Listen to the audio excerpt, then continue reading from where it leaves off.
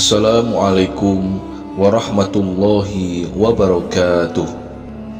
Alhamdulillah, wassalatu wassalamu ala rasulillah wa ala alihi wa sahbihi wa mawalah, amma ba'du. Puji dan syukur kepada Allah, Tuhan sekalian alam, atas segala limpahan rahmat dan hidayahnya.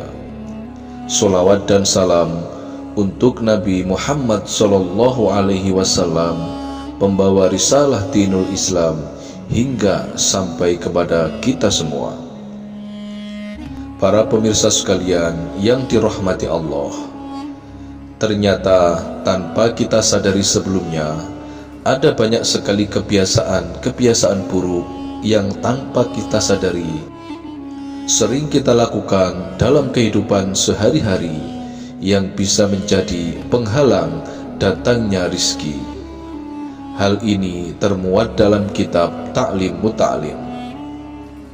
Kitab Ta'lim Muta'alim sendiri merupakan salah satu kitab kuning yang mengajarkan seputar adab seorang murid kepada gurunya.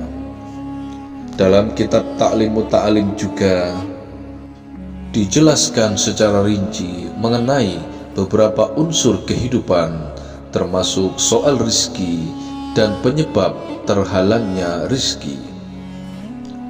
Rizki menjadi bagian kompleks yang harus dibahas karena merupakan unsur terpenting bagi kehidupan manusia di dunia. Menurut Syekh Al-Zarnuji, pengarang kitab Ta'lim Muta'alim, setidaknya ada 35 kebiasaan buruk sehari-hari seseorang yang bisa menyebabkan terhalangnya rizki, serta bisa menyebabkan kefakiran ataupun kemiskinan. Dengan mengetahui 35 kebiasaan buruk sehari-hari ini, setidaknya kita bisa mencegah diri kita agar tidak terjerumus ke dalam kefakiran atau kemiskinan. Berikut ini kami telah merangkum ke-35 kebiasaan buruk sehari-hari yang bisa menyebabkan terhalangnya rizki. 1. Kebiasaan sering berbuat dosa, terutama dosa berbohong. Berbohong menjadi suatu perbuatan buruk yang mungkin bagi sebagian orang dianggap biasa dan sepele, bahkan sudah menjadi kebiasaan sehari-hari. Namun di hadapan Allah, berbohong bukanlah perkara ringan dan termasuk perbuatan dosa besar. Bahkan disebutkan salah satu tanda orang munafik adalah suka berbohong. Rasulullah Shallallahu Alaihi Wasallam pernah bersabda yang artinya, 3 tanda orang munafik: jika berkata, ia dusta; jika berjanji, ia mengingkari; jika diberi amanat, ia ingkar. 2. Kebiasaan terlalu banyak tidur, terutama setelah sholat subuh. Tidur setelah sholat subuh ini sepertinya semua orang melakukannya. Padahal hal ini nyatanya menjadi salah satu faktor penghalang datangnya rizki. Maka untuk menghindarinya, sebaiknya kita melakukan banyak aktivitas setelah sholat subuh, mulai dari zikir pagi hingga melakukan olahraga dan sejenisnya. Intinya, sebisa mungkin janganlah kita tidur saat setelah sholat subuh. Tentu saja hal ini pengecualian bagi mereka yang harus bekerja tengah malam dan baru dapat benar-benar tidur di pagi hari, seperti pekerja keamanan maupun kerjaan lain yang mengharuskan bergadang hingga larut malam. 3. Kebiasaan makan dalam keadaan junub. Setelah berhubungan badan suami istri ataupun mimpi basah, sebaiknya kita segera mandi untuk menghilangkan hadas besar. Dalam kondisi kita belum bersuci atau kondisi masih dalam keadaan junub, sebaiknya jangan makan terlebih dahulu. Apalagi jika malam hari ketika sedang junub langsung tidur, dan biasanya saat pagi harinya tanpa mandi malah sarapan, dan seterusnya. Aktivitas ini sebaiknya dihindari karena dapat menjadi penghalang datangnya rizki. Sebaiknya mandilah terlebih dahulu atau bersuci baru kemudian makan. Sebab dalam Islam makanan adalah rizki, dan menyambutnya dalam keadaan hadas sebaiknya tidak dilakukan. 4. Kebiasaan pemalas dan lambat dalam mengerjakan segala hal. Bermalas-malasan juga termasuk perbuatan yang dapat menghalangi datangnya rizki. Suatu ketika Imam Ahmad pernah ditanya mengenai status seseorang yang kerjanya hanya duduk saja di rumahnya atau hanya berdiam di masjid, seraya ia berkata, "Aku tidak mau bekerja dan hanya mau menunggu sampai rizkiku datang." Kemudian Imam Ahmad berkata, "Orang ini benar-benar bodoh, padahal Rasulullah SAW telah bersabda, seandainya kalian benar-benar bertawakal kepada Allah, tentu kalian akan diberi rizki sebagaimana burung diberi rizki. Ia pergi pada pagi hari dalam keadaan lapar, dan kemudian kembali lagi di sore hari dalam keadaan kenyang.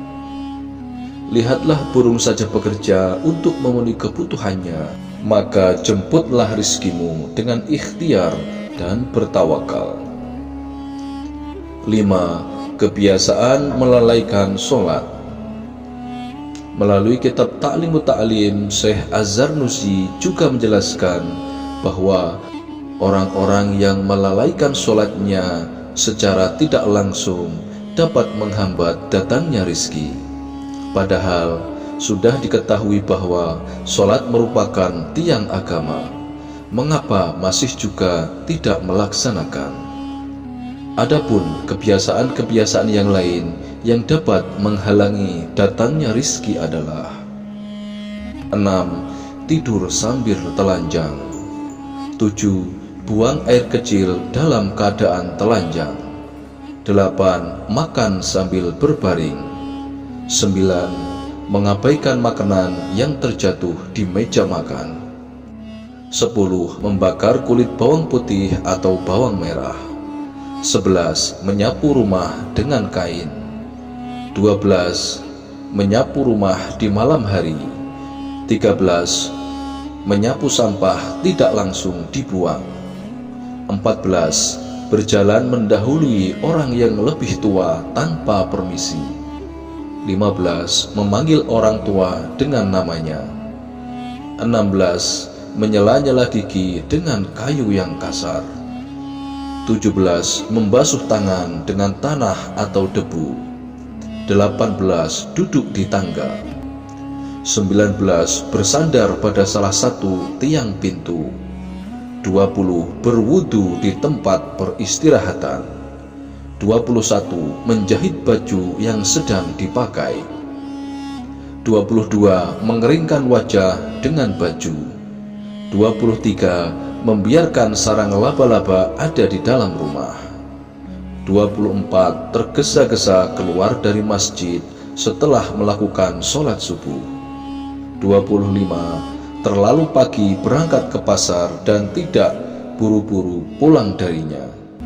26. Membeli bubuk roti atau makanan dari orang fakir.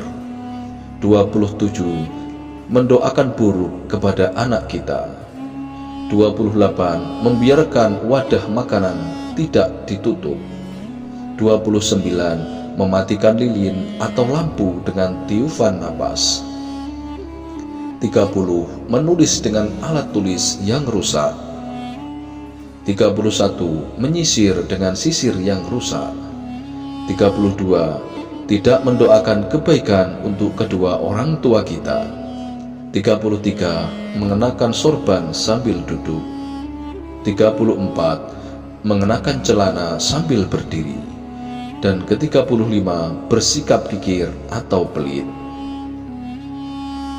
Demikianlah informasi 35 kebiasaan sehari-hari yang dapat menyebabkan terhalangnya datangnya rizki. Semoga informasi ini dapat bermanfaat untuk siapa saja yang menyaksikan video ini dimanapun saat ini berada. Dan bagi para pemirsa sekalian yang mempunyai hajat apapun, silahkan tulis apa yang dihajatkan pada kolom komentar, agar semua hajat yang dituliskan tersebut dapat kita bantu aminkan secara bersama-sama.